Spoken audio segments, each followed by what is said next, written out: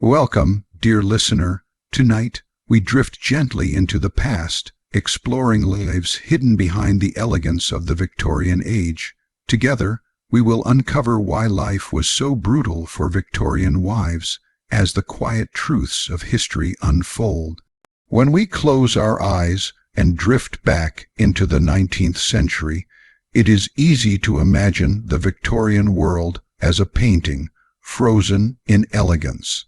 We picture polished carriages rolling down foggy London streets, the soft glow of gas lamps casting halos of light on cobblestone roads, and women in gowns of silk and lace gliding across glittering ballrooms where violins whispered in the background. There is a certain romance that history books, costume dramas, and popular imagination often attach to the Victorian age. It is a world of afternoon teas, of lace gloves and parasols, of novels being read in quiet drawing rooms.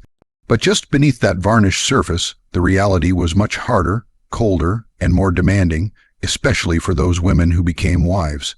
To be a wife in Victorian Britain was not simply to enter a union of companionship or love, as we might think of marriage today. It was to step into a contract, a system of rules and expectations that weighed heavily, shaping not only the rhythm of a woman's daily life, but also the entire course of her destiny. The Victorian age, stretching across the long reign of Queen Victoria from 1837 to 1901, was an age of contradictions. It was a time of progress, industrial expansion, and empire, yet it was also a time of deep social restraint and rigid morality. For women, this contradiction was most evident in marriage. Society glorified the ideal of the married woman, presenting her as the heart of the household, the angel in the house, the moral guardian of her children and her husband's companion. But this romanticized image concealed the truth. Marriage often marked the end of a woman's personal independence. Once she became a wife, her life was no longer her own. She existed within the shadow of her husband, bound by law, tradition, and custom. In the early years of girlhood, many women were brought up to prepare for this destiny. From childhood, daughters were taught that their ultimate purpose was to marry, and to marry well. Girls from wealthy families were schooled in accomplishments: how to play the piano gracefully, how to embroider delicate patterns, how to speak French just enough to charm, how to pour tea with poise. These were not taught as hobbies, but as social tools, markers of refinement that might attract a suitable husband. For girls from working families, education was often limited or absent altogether. Their skills were more practical: cooking, cleaning, sewing, preparing them for a life of labor within the home or in service until marriage came to claim them. From the very start, life steered women toward one destination, the altar. But marriage was not the altar of choice and freedom. It was the altar of duty. For many, the match was not one of affection, but arrangement. Among the upper classes, families carefully selected suitors based on wealth, property, and social standing. A good match was not necessarily a happy one. It was an alliance, a merging of fortunes, a transaction that preserved reputation. For the working poor, marriage meant something different, but no less pressing. It was survival. A woman without a husband had little security. Her chances of steady income were limited, her respectability questioned, her social place fragile. To marry was to gain protection, even if it was protection at the cost of freedom. The ceremony of marriage, with its vows spoken beneath the solemn gaze of church and society, might have seemed sacred and beautiful. But once the vows were spoken, the reality set in. A wife ceased to exist as an independent person. Under the doctrine of coverture, the law absorbed her into her husband. Everything she had, whether it was property inherited, wages earned, or even personal belongings, now belonged to him. She could not enter into contracts, she could not sue in court, and she had no legal claim to her own children. The moment she became a wife, she became legally invisible. This was not a poetic metaphor, but a fact written into the very structure of society. Imagine, for a moment, what that must have felt like, to grow up with a sense of self, however limited by the era's expectations, and then to see that self vanish with the simple words, "I do." A wife could not vote, she could not own, she could not stand as her own authority. She was absorbed, her identity merged with her husband's, her signature no longer valid except as his. Even her body was not her own. Within marriage, her husband had rights to her company, her intimacy, her obedience.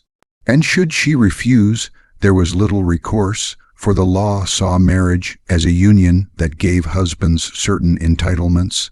This system was not just enforced by the courts, it was upheld by the weight of society, by custom, by expectation, by the ever-watchful eyes of neighbors and family. A wife was judged not by who she was, but by how she served. Was she modest? Was she gentle? Did she care for her children? Did she make her husband comfortable? Society measured her worth by these questions, never by her ambitions, her thoughts, or her inner world. And yet, even within this rigid system, women dreamed.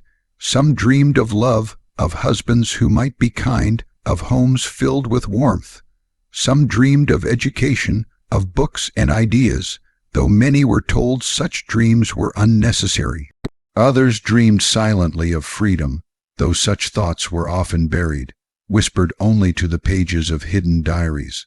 The Victorian age praised obedience and modesty, but beneath that surface, many wives felt the weight of a life that was not their own.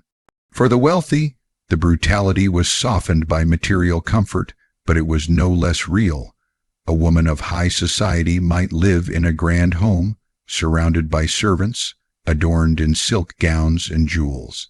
Yet she remained bound by the same laws, the same silencing of her personhood. She might have had leisure, but she did not have liberty. For the poor, the brutality was harsher, more visible. A working-class wife might labor in factories by day, then return home to tend to children and cook meager meals by night. Exhaustion was her constant companion, and still, society held her to the same expectations of modesty and service. Whether in wealth or in poverty, marriage stripped women of ownership over their own lives. This was the hidden world of the Victorian wife, a world where the ceremony of marriage was celebrated, yet the reality of marriage was endured. It was a world where behind the lace curtains of drawing rooms, behind the soot-stained walls of working-class cottages, behind the outward symbols of progress and refinement, women lived lives of duty more than choice. To speak of brutality here is not to speak of dramatic violence alone, though that too existed. It is to speak of the quiet brutality of silence, of erasure, of living a life that belonged more to others than to oneself. When we step back and imagine the Victorian age, it is tempting to lose ourselves in its surface beauty, but to understand it fully, we must look behind the curtain, into the hidden chambers of the home, into the daily reality of wives whose names we may never know. They lived in an age that praised progress yet denied them autonomy. They lived in a world that celebrated empire and invention while binding women in silence. Their lives remind us that history is not only made in grand battles or political reforms, but also in the quiet struggles of everyday existence. The story of Victorian wives is not just one of endurance. It is one of survival, of carrying the heavy weight of expectation, of finding ways to live within, and sometimes beyond, the walls of a system designed to contain them. And so, as we begin this journey into their world, let us not only see the grand ballrooms and carriages. Let us see the hidden rooms where women sat by candlelight, sewing quietly into the night, their minds filled with thoughts they could never speak. Let us see the young brides who stood at the altar with trembling hands, not always from joy, but from the knowledge that they were stepping into a role that would consume them. Let us see the silences, the sacrifices, and the strength that carried them through. For it is in these quiet stories that we begin to understand why life for Victorian wives was not a gentle romance, but a brutal reality, endured beneath the weight of history's gaze. Marriage in the Victorian world was not the romantic partnership we often imagine today.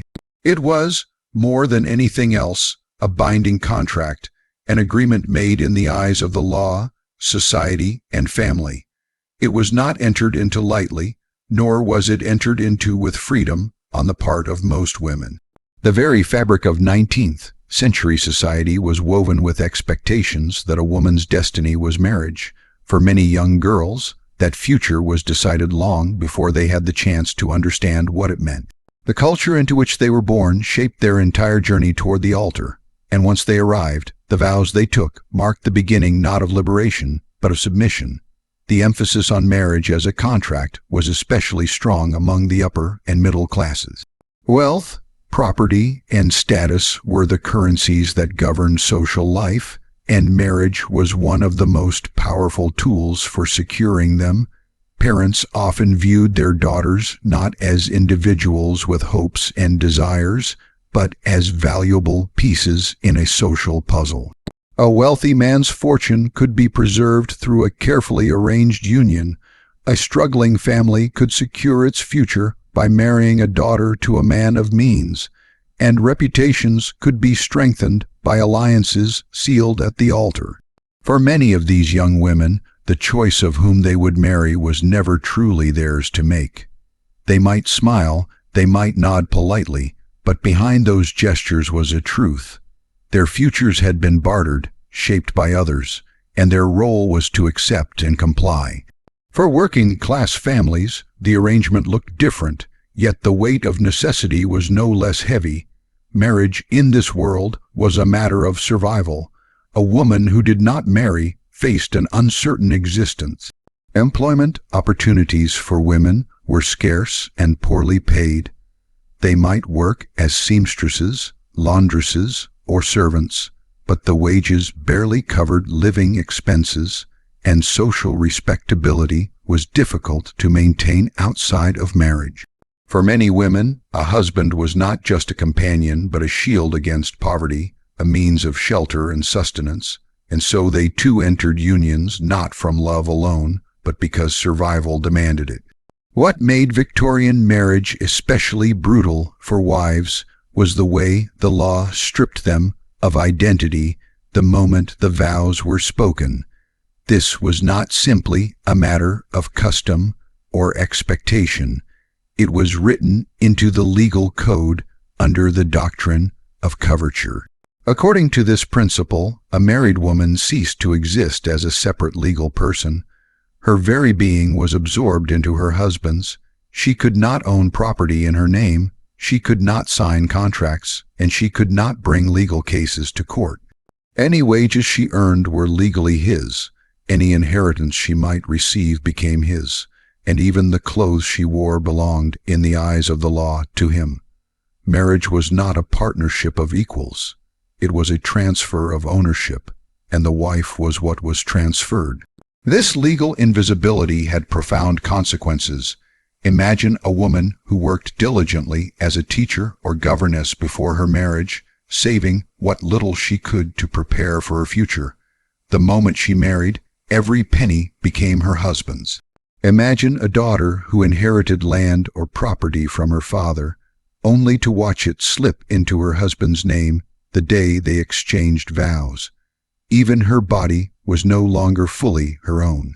The law viewed intimacy as a husband's right within marriage, and wives had little recourse if they wished to resist. In this sense, the contract of marriage was not a bond of mutual devotion, but an agreement that handed over a woman's autonomy, piece by piece, until little remained. And yet, society cloaked this arrangement in the language of virtue and duty. The ideal wife was praised not for her independence, but for her obedience. She was expected to be gentle, modest, and self-sacrificing. The poet Coventry Patmore's famous work, The Angel in the House, became a cultural emblem of the time, celebrating the woman who lived only for her husband and children, who placed her own needs behind those of others, and who found fulfillment not in her individuality, but in her surrender. This vision was beautiful in poetry, but in reality, it was suffocating. Women were encouraged to believe that the greatest achievement of their lives would be found in the surrender of their will. The cruelty of marriage as a contract lay not only in what it took from wives, but also in the permanence of the arrangement. Divorce in Victorian England was a labyrinth of difficulty. For a husband, it was comparatively straightforward. Adultery on the part of his wife was grounds enough. But for a wife, adultery was not sufficient. She had to prove adultery combined with cruelty, desertion, or another grave offense. Even if she succeeded, the battle was often ruinous, and scandal clung to her name. Worse still, custody of children almost always went to the father, leaving many women to remain in unhappy or even violent marriages rather than lose their children forever. The contract was not only binding, it was nearly impossible to break. This binding nature was not limited to the wealthy or the poor, but it did take on different shades across social classes. A woman of wealth might enter into marriage with the faint hope of companionship, but she knew that her dowry, her inheritance, and her family's reputation were all tied into the agreement. She lived in elegant houses and attended glittering dinners, yet her life was tightly controlled, her freedoms carefully measured. A poor woman, by contrast, often endured even harsher realities.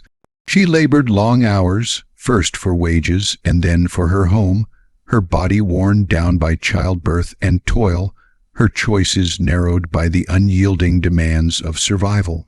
But whether in silk or in rags, whether in a mansion or in a soot-stained cottage, the contract of marriage bore down with equal force.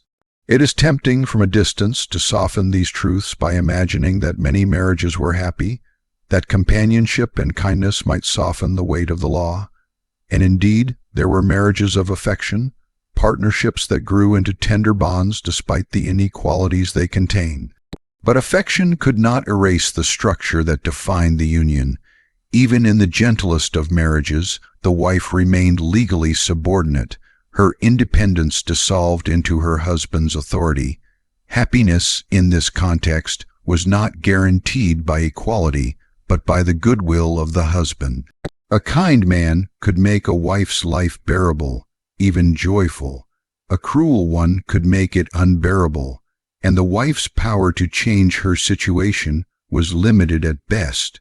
For many women, the contract of marriage was also a contract of silence.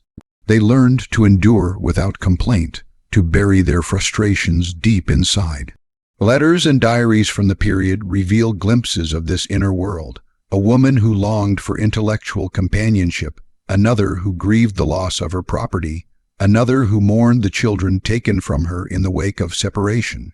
These were not the voices celebrated in public life, but they were real, and they reveal the cost of a system that treated marriage as a transaction rather than a union of equals. This silence was enforced not only by law, but by culture. Society celebrated the devoted wife, the one who never challenged her husband, never spoke too boldly, never stepped outside the boundaries set for her. Women who resisted were often punished with gossip, with exclusion, with the cold disapproval of a world that valued conformity above freedom. To rebel against the contract was to risk not only legal battles but social ruin. And so, many wives bore their burdens quietly, wearing the mask of contentment even as their hearts longed for something more. The brutality of marriage as a contract lies not in dramatic cruelty alone, but in the slow erosion of identity. It lies in the way a woman's dreams, ambitions, and independence were quietly stripped away, leaving her life defined by the will of another. It lies in the permanence of the bond, in the near impossibility of escape, and in the silence that surrounded it. For the Victorian wife, marriage was rarely the storybook romance we might imagine. It was instead a contract written in law and upheld by custom, a contract that demanded much and offered little in return. When we look back on the Victorian age, it is important to see beyond the surface images of elegance and refinement. Behind the lace curtains of drawing rooms and the soot-stained walls of working cottages, countless women lived lives shaped by this contract. They entered marriage with hope or resignation, with joy or fear, but once the vows were spoken, they stepped into a role that demanded their obedience and stripped away their autonomy. This was the reality hidden beneath the poetry of romance, a reality that explains why life was so brutal for so many Victorian wives. And yet, even in this world of contracts and control, there were whispers of change. Some women resisted quietly, writing, speaking, or simply dreaming of freedom. Their struggles laid the foundation for the reforms that would come in the decades that followed. But for most wives of the 19th century, marriage remained a contract they could not escape, a reality they endured with strength, resilience, and often heartbreaking silence. Daily life for a Victorian wife was marked by routine, by expectation, and by an unrelenting rhythm of duty. It was not a life that belonged to her, but a life that revolved around the needs of others, her husband, her children, her home, and society's gaze. The crushing weight of this existence was not always visible from the outside. To passers-by, a home might appear orderly, a wife might appear composed, and the rhythms of family life might seem ordinary. But beneath the surface was a constant pressure, a demand for service and sacrifice that wore down the body and the spirit. For women of the upper classes, this pressure often took the form of management rather than physical labor. A wealthy wife did not scrub her own floors or cook her own meals. Instead, she was expected to oversee an entire household staff. Servants had to be trained, supervised, and kept in line, for the reputation of the family rested on the smooth functioning of the home.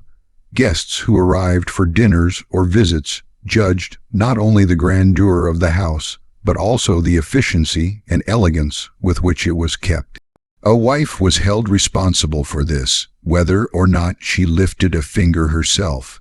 The home was a mirror of her worth, and any failure, however small, reflected poorly on her. She had to smile graciously at dinners, organize the social calendar, ensure that children were raised to reflect the family's values, and remain an ever-present symbol of refinement. It was a performance that never ended, a role she could not step out of even for a moment. And yet, material comfort did not erase the burden of expectation. A wealthy wife might have time to read or embroider, but her life was still defined by duty to her husband and family. Her opinions were often dismissed, her education limited, and her ambitions quietly stifled.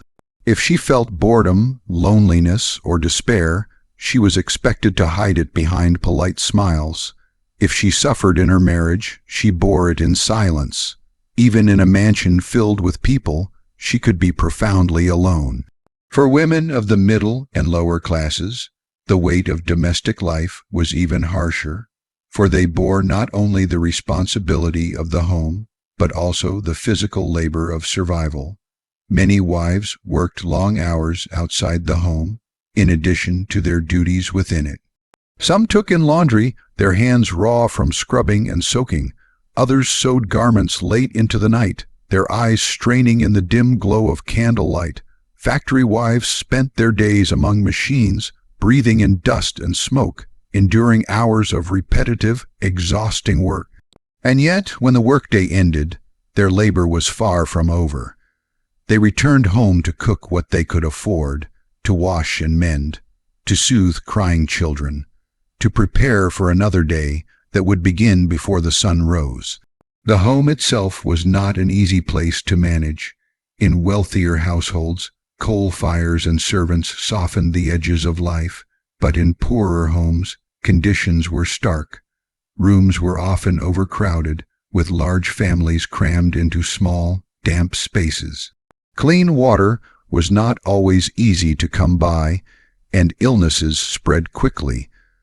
A wife had to act not only as cook and cleaner, but also as nurse, tending to sick children or aging parents with few resources at her disposal. Medicines were expensive, doctors even more so, and so much of her energy went into simply trying to keep her family alive and well. The crushing responsibility of care never ended. Children, too, were both a source of joy and an unrelenting demand. Victorian families were often large, and childbirth was frequent. For wives, this meant that much of their adult life was spent either pregnant, nursing, or recovering. Childbirth itself was dangerous, with limited medical knowledge and little access to safe practices. Many women suffered through difficult labors, and some did not survive at all. For those who did, the work began almost immediately. Infants required constant attention, and as soon as one child grew older, another often arrived. The cycle of pregnancy, birth, and child care consumed years, even decades of a woman's life. The sheer physical toll of this process was immense, leaving women exhausted and often ill. Yet society framed this endless labor as their natural purpose, their highest calling. The concept of the angel in the house added another layer of pressure. This cultural ideal portrayed wives as pure, selfless, and endlessly nurturing. They were to be the moral centers of their households, the steady lights guiding husbands and children. This meant that any flaw in the home, any misbehavior by children, any dissatisfaction from a husband, could be traced back to the wife's supposed failings. If a family prospered, it was credited to the husband's hard work. If it faltered, blame often fell on the wife. She was held accountable for everything yet credited with little. Even leisure, when it came, was not truly her own. Social visits, church attendance, and community events were all part of her expected role, and each came with its own pressures. She had to dress appropriately, speak modestly, and represent her family's standing. She could not be too outspoken, too opinionated, or too independent, for such qualities were frowned upon. A Victorian wife lived under constant observation, her worth measured by the smallest details of her behavior. For poorer wives, the line between survival and failure was even thinner. A bad harvest, the loss of a husband's job, or an illness could plunge a family into destitution. In these moments, wives were often the ones who kept families afloat, finding odd jobs, pawning possessions, or stretching meager meals to feed hungry mouths. Their labor was invisible in the grand narratives of history, yet it was their effort that kept households together during hardship. Their resilience was immense, but it came at the cost of their health, their strength, and often their sense of self. The weight of domestic life also extended to emotional labor.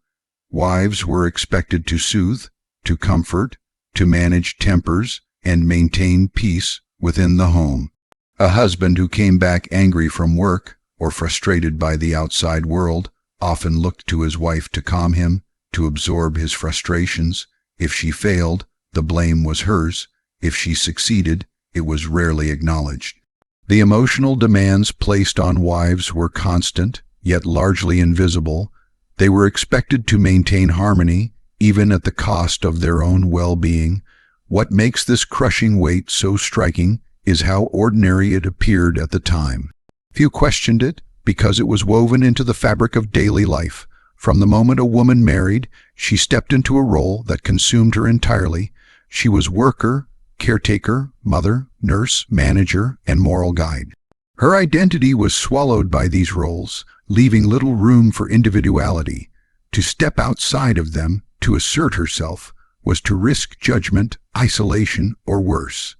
and so many bore the weight silently, their struggles hidden behind the walls of their homes. There were, of course, women who resisted. Some sought education, some pursued writing or art, some quietly pushed against the boundaries of expectation, but these were exceptions, and often their efforts were met with resistance. For the vast majority, the crushing weight of domestic life was inescapable. It defined their days and shaped their nights. It wore on their bodies and pressed on their spirits. It was relentless, and it was endured in silence. To look back now is to see not only the elegance of the Victorian world, but also the invisible labor that sustained it. Behind every polished drawing room and every well-dressed child was the tireless work of a wife, managing, serving, and sacrificing. Behind every family meal was her labor. Behind every clean garment was her effort. Behind every appearance of order was her exhaustion. The world celebrated progress and empire, but it was built on the unseen, unacknowledged labor of women who carried the weight of domestic life on their shoulders. This weight was crushing not only because it was heavy, but because it was endless. It was a cycle without rest, a pattern that repeated day after day, year after year. It was not marked by dramatic moments, but by the slow erosion of time, the steady wearing away of strength. It was a burden so ordinary that it became invisible even to those who bore it. And yet, it shaped lives, it shaped families, and it shaped the society we look back on today. When we imagine the Victorian wife, let us see her not only in her gown at the ballroom, not only in her drawing room with embroidery in hand, but also in the dim kitchen, bent over a pot, in the crowded laundry, scrubbing clothes, in the nursery, soothing a restless child. Let us see her in the quiet hours of the night, too tired to speak, yet rising again at dawn to begin another day. Let us see the crushing weight she carried, and let us remember that behind the elegance of the era was the relentless labor of wives who endured so much, often in silence. In the Victorian age, the laws that governed marriage, family, and household life were not designed to protect women, but to preserve the authority of men and the stability of patriarchal society. For wives, this meant that the hardships of daily life were not simply accidents of custom or culture, but were reinforced, legitimized, and perpetuated by the written statutes of the land. The law saw women through the eyes of their husbands, and as a result, much of their suffering was not only invisible, but even expected. To understand just how brutal life was for wives of this period, one must look beyond the walls of their homes and into the legal codes that dictated what they could and could not do. It is here that we see the most profound form of control, not the personal whims of a strict husband, but a system that denied women rights, autonomy, and recourse. Marriage itself was the turning point at which a woman's legal identity disappeared. The doctrine of coverture, inherited from centuries of English common law, meant that once a woman married, her separate legal existence was merged entirely with that of her husband. She could not own property in her own name, she could not control her wages if she worked, and she could not even claim guardianship over her own children. In effect, she became a dependent, as though she were permanently a minor in the eyes of the state. A husband, by contrast, retained full independence and gained legal authority over his wife's person and possessions.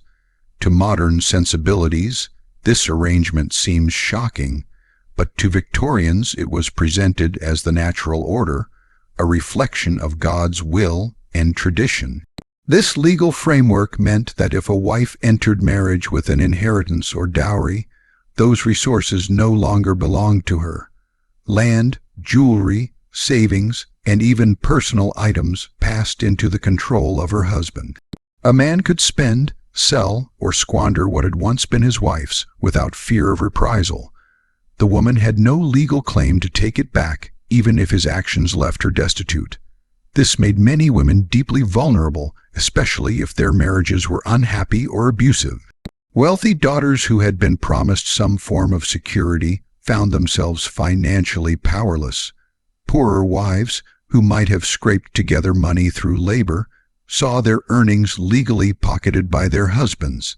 In both cases, women entered a world where their contributions, whether inherited or earned, were absorbed into a system that recognized only male ownership. Perhaps the most devastating aspect of this lack of legal rights appeared when marriages began to break down. Divorce in the Victorian era was extraordinarily difficult, and the law was heavily biased in favor of men. A husband could bring a case for divorce against his wife on the grounds of adultery alone. A wife, however, faced a far higher burden. She had to prove her husband's adultery in addition to another serious offense, such as cruelty, incest, desertion, or bigamy. This double standard effectively meant that men had wide latitude to escape marriages that displeased them, while women had to endure far greater suffering before they could even attempt to seek legal separation. Even then, the process was expensive, public, and humiliating, leaving most wives with little practical chance of ever pursuing it. The stigma of divorce was another barrier. Victorian society, steeped in notions of respectability and morality, viewed a divorced woman with suspicion and scorn.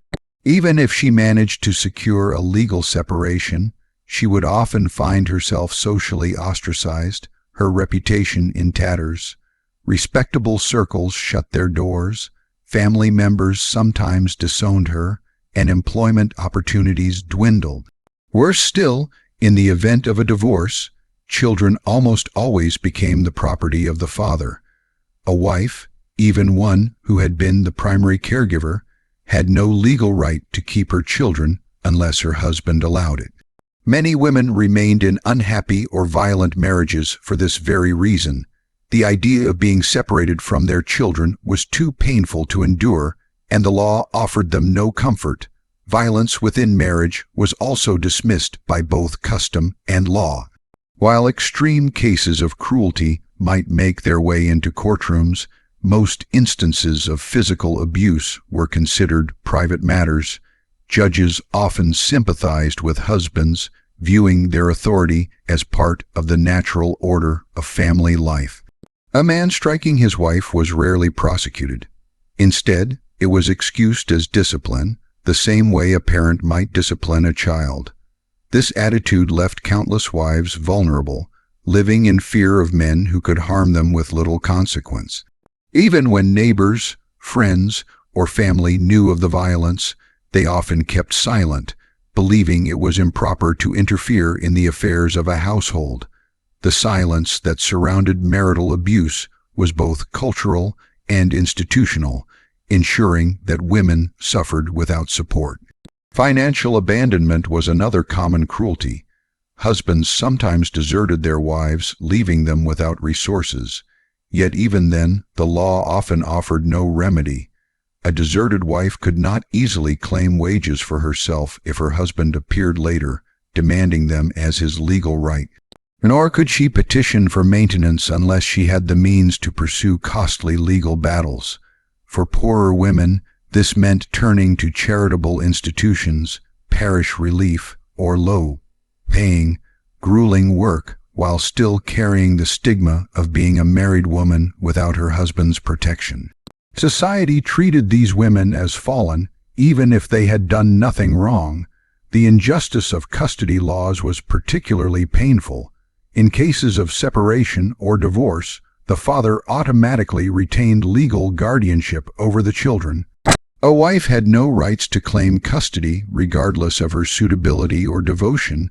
Campaigns led by women such as Caroline Norton, who herself suffered the loss of her children after separating from her abusive husband, highlighted the cruelty of these laws. Norton's advocacy eventually contributed to reforms in the mid-19th century, which began to grant mothers limited rights to custody, especially of very young children. Yet, these reforms came slowly and left many women still powerless. It is important to understand that these legal inequities were not accidents, but deliberate constructions of a society that prized male authority and feared female independence. To grant wives property rights, custody rights, or easier access to divorce was seen by many as destabilizing to the family and, by extension, to the social order itself. The family was considered the foundation of Victorian Britain, and within that family, the husband was the unquestioned head. To challenge his authority was, in effect, to challenge the moral fabric of the nation. Thus, the law remained stubbornly resistant to change, even in the face of obvious suffering, yet there were small glimmers of progress. Reformers and campaigners gradually forced society to confront the inequities faced by wives. The Custody of Infants Act of 1839 was an early breakthrough, allowing mothers in limited circumstances to petition for custody of children under 7. Later, the Matrimonial Causes Act of 1857 transferred divorce cases from the ecclesiastical courts to civil courts, making them somewhat more accessible, though still expensive and biased. And toward the end of the century, the Married Women's Property Acts of 1870 and 1882 gave wives the right to keep earnings and property in their own name, slowly chipping away at coverture. But these changes did not undo the generations of suffering endured by women who lived their lives entirely at the mercy of their husbands and the law that backed them. The brutality of Victorian marriage, then, was not only in the grinding labor or the rigid social expectations, but in the very structure of law that stripped women of autonomy. Wives were trapped in marriages where their bodies, their children, and their possessions were not their own. They had no easy escape, no protective safety net, and no voice in the public sphere to challenge their conditions. For many, the legal system was not a distant abstraction, but a constant reminder of their powerlessness. Every decision, from the ownership of a household object to the fate of their children, was legally tethered to the will of their husbands. Looking back, one cannot help but feel the weight of this injustice. The Victorian wife lived in a world where her silence was expected, her obedience demanded, and her suffering dismissed. Even as the century drew to a close and reforms began to alter the legal landscape, the legacy of these oppressive laws lingered. They shaped not only the lives of wives, but the attitudes of generations, teaching society to see women as dependents rather than equals. And though reforms eventually came, the scars of this long era of legal inequality remained etched into history, reminding us of how deeply the structures of law can shape the private lives of individuals. In this way, the brutality faced by Victorian wives was not simply a matter of harsh husbands or demanding households, but of an entire system that codified inequality. Their struggles highlight the importance of rights we often take for granted today: the ability to own property, to work for one's own wages, to leave an abusive marriage, and to retain custody of children. These rights were won only after decades of struggle, often borne on the shoulders of women who themselves had been denied them. Their stories whisper through the pages of history, urging us not to forget the cost of progress and the lives that were constrained in silence. What made the life of a Victorian wife so unrelentingly harsh was not simply the legal boundaries or the exhausting domestic labor, but the silence that seemed to envelop every corner of her world. Silence was expected, demanded, and even celebrated as a sign of purity and virtue. A good wife did not complain about her burdens. A good wife did not challenge her husband's authority. A good wife endured her circumstances quietly, presenting to the world an image of serene devotion. This was the essence of the so-called angel in the house, a poetic phrase that masked a reality of submission and endurance. For countless women, silence became a second skin, something they wore as naturally as the heavy dresses that confined their bodies. When problems arose, Whether financial hardship, marital cruelty, or loneliness, the wife was rarely given the space to voice her struggles. Society did not want to hear her pain. It wanted only to see her smile politely at gatherings, manage her children with patience, and remain the soft, unquestioning counterpart to her husband's will. The price of stepping outside that silent role could be severe. A woman who complained too openly was labeled difficult. One who resisted her husband's authority might be called unnatural, unfeminine, or even mad.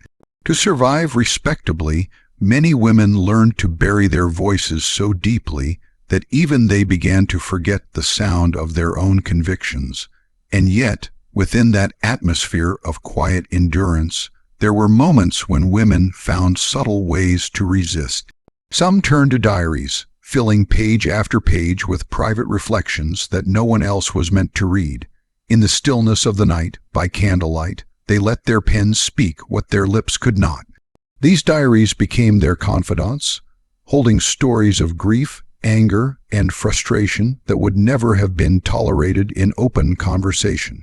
Others poured their feelings into letters exchanged with trusted sisters or friends, creating intimate webs of solidarity hidden within the folds of paper. In these secretive spaces, wives allowed themselves to be more than the silent angels they were forced to appear. Among those who dared to raise their voices publicly were writers whose novels and essays spoke truths that polite society often ignored.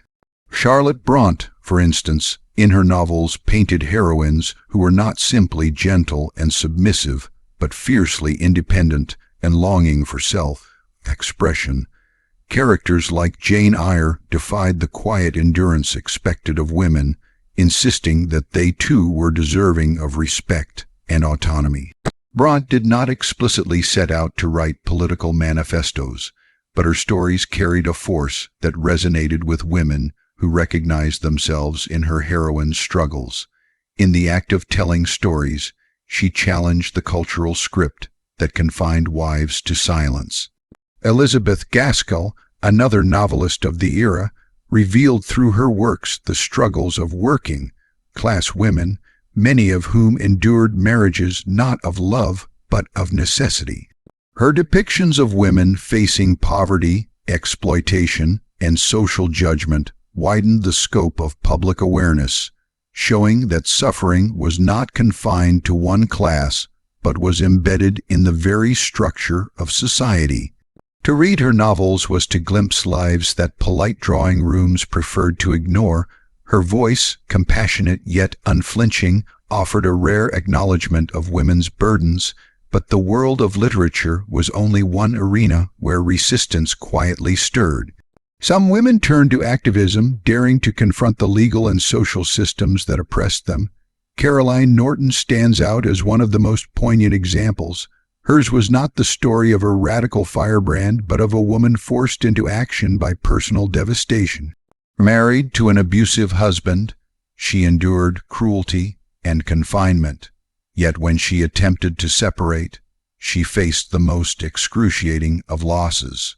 Her children were taken from her, for under the law, they belonged entirely to her husband.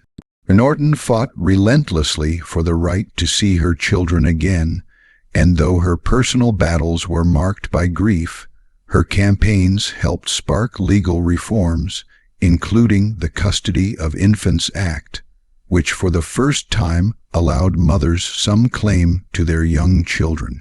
Her suffering became a catalyst for change, and in raising her voice, she inspired others to question the fairness of a system that silenced wives so completely. These women were rare, but they were not alone. The suffrage movement, still in its infancy during much of the Victorian age, gathered strength from the voices of wives who were no longer willing to endure in silence. They marched, they wrote, they petitioned, and though their victories would not fully arrive until after the Victorian era, their presence was a reminder that even in the darkest silences, there were whispers of rebellion. To the ordinary wife who may never have joined a demonstration or signed a petition, These efforts none the less offered a glimmer of hope, proof that some dared to speak where others could not. Even within households, subtle rebellions took place. A wife might assert small forms of control over her household budget, tucking away coins in hidden boxes, ensuring she had something of her own. Others found ways to shape the education of their children, teaching daughters to think critically or sons to respect women in ways that society at large did not. These may seem like small acts, but within a culture that demanded silence and obedience, they were radical gestures of agency. They represented a refusal to let the weight of silence crush every corner of a woman's existence. Still, the truth remains that for the vast majority of wives, the silence was overwhelming. The rare rebels, whether novelists, activists, or suffragists, were the exception, not the rule. Most women continued to endure, bearing their struggles with little outlet. They grew old within marriages that had long since extinguished their youthful hopes.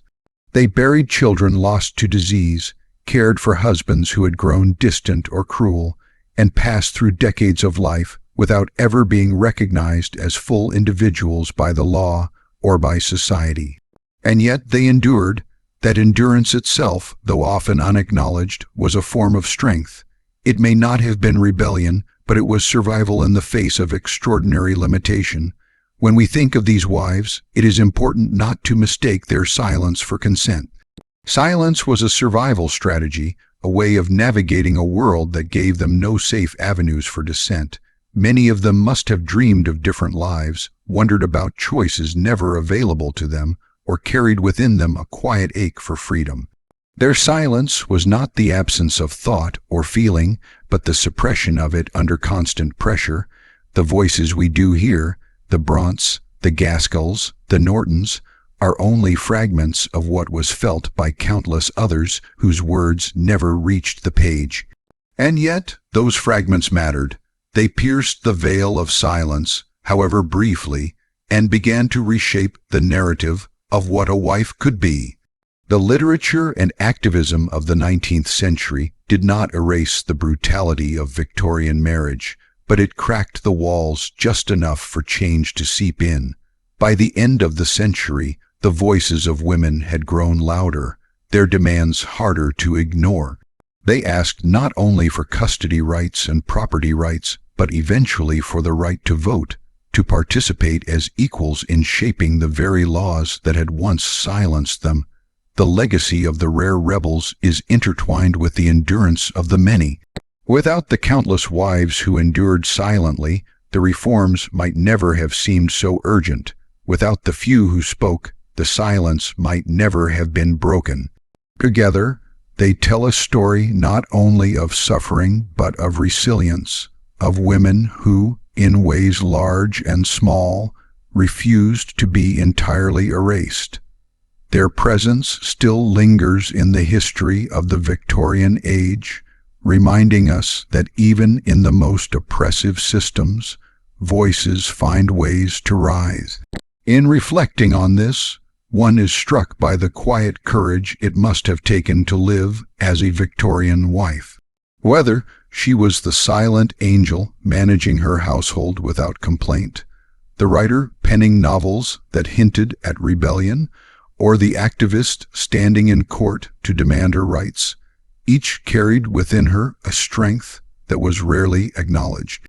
The world may have demanded silence, but within that silence was an endurance so profound it shaped the path of history, and though the rebels were few, their courage continues to echo, showing us that even in the most constricting times, the human spirit finds ways to resist.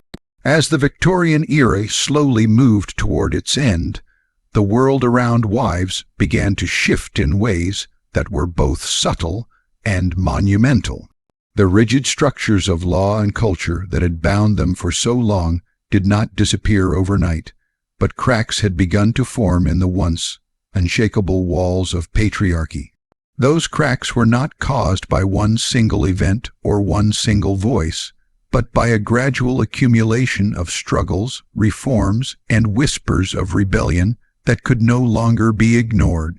To reflect on the lives of Victorian wives is to trace a journey from silence to sound, from invisibility to the first glimmers of recognition.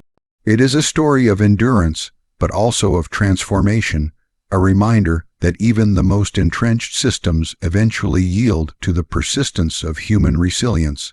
By the late 19th century, some legal reforms had begun to ease the harshest conditions.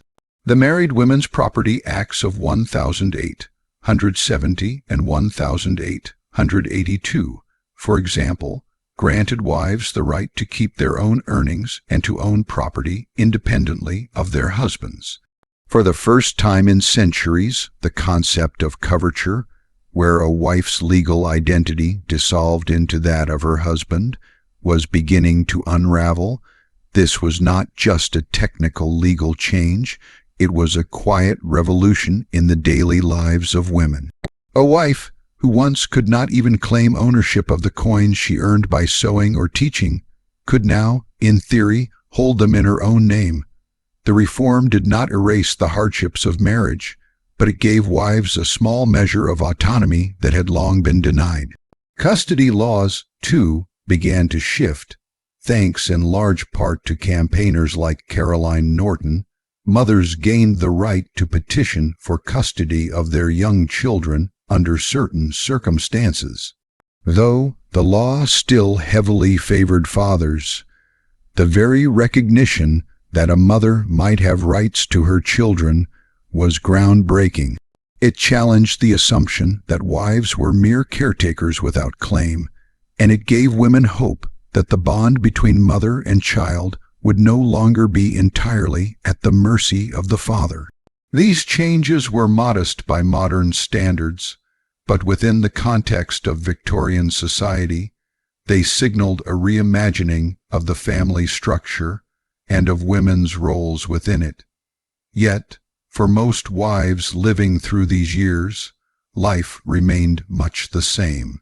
The reforms were uneven, often benefiting wealthier women who had the resources to assert their rights. Poor wives, still burdened by labor, poverty, and limited education, often saw little change in their circumstances. The mills, laundries, and cramped tenements still echoed with the fatigue of women whose contributions remained undervalued. The middle-class wives, too, continued to perform the endless labor of maintaining homes and reputations. And even among the wealthy, where reforms offered some relief, social expectations continued to bind women to roles of subservience and silence. The brutality of marriage had not vanished. It had merely been softened at the edges for a fortunate few. What makes this history so haunting is the tension between endurance and change. Wives continued to endure, often quietly, but the seeds of transformation were taking root. Literature played a profound role in this process. Novels, poems, and essays written by women and sympathetic men alike exposed the realities of women's suffering to audiences who might otherwise have dismissed it. The power of story, of imagination, gave voice to what could not be spoken directly in drawing rooms or courtrooms. Through characters who longed for freedom, through heroines who demanded respect, literature became a mirror in which society could no longer avoid its reflection. At the same time, the growing women's movement began to demand more. The late Victorian period witnessed the rise of organized suffrage groups, women who no longer asked politely for recognition but insisted upon it. They sought not only property rights and custody rights, but the vote itself, the ultimate acknowledgement that wives and women alike were citizens capable of shaping the laws that governed their lives. Their demands were radical in a society that still clung to the image of the submissive wife, but their persistence made it clear that silence was no longer enough. For wives of the period, these movements offered a strange duality. On one hand, their personal lives often remained constrained by the same expectations of obedience and service. On the other hand, they could now glimpse the possibility of a different future, one where their daughters might not endure the same silences. It must have been both comforting and painful. Comforting to know that change was coming, painful to recognize that it might arrive too late for their own lives. In this sense, Victorian wives became bridges between eras, living lives marked by endurance while laying the foundations for the freedoms to come. Reflecting on their experiences forces us to see history not as a distant abstraction, but as a collection of human lives shaped by systems beyond their control.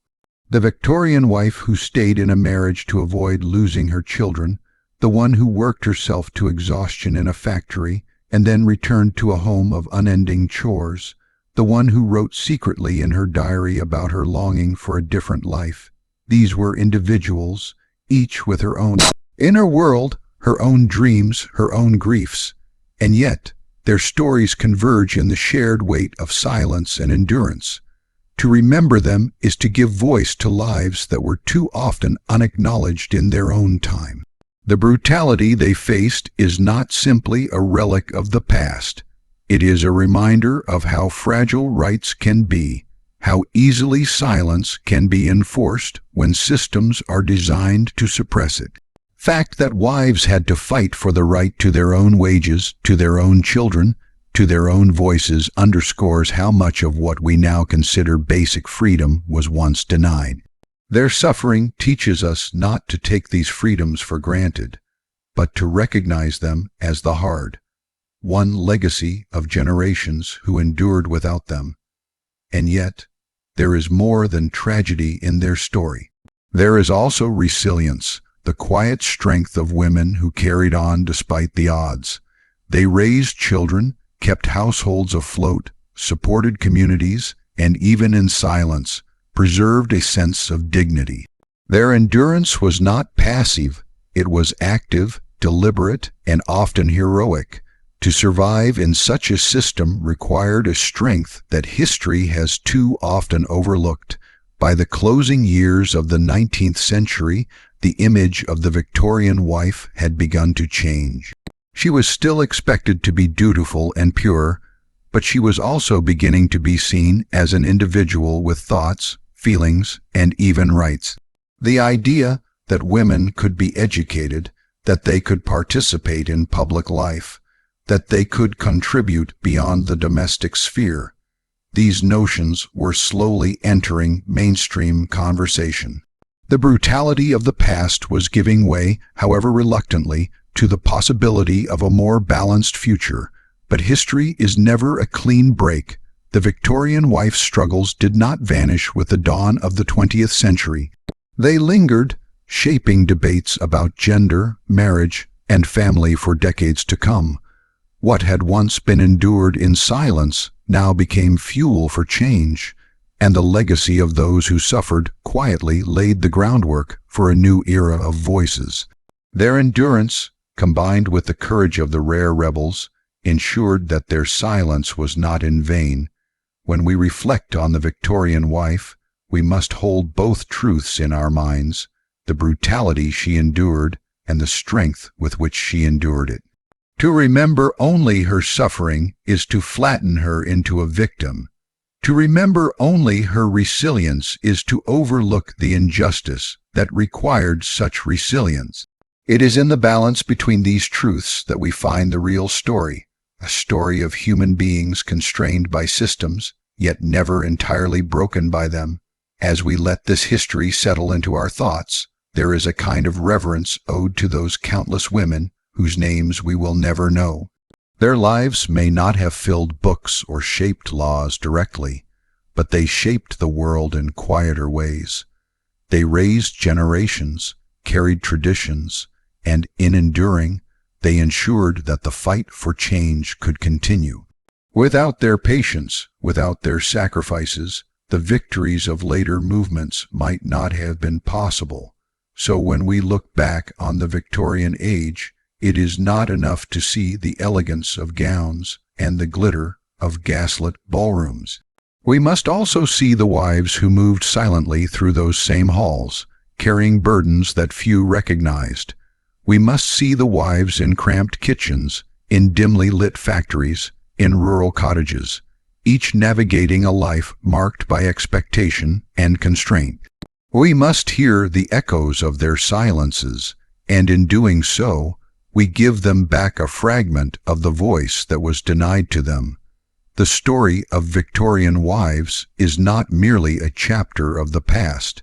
It is a mirror reflecting the struggles that persist in different forms even today. It is a reminder of the importance of listening to voices that are silenced, of questioning systems that seem natural but are, in truth, built upon inequality.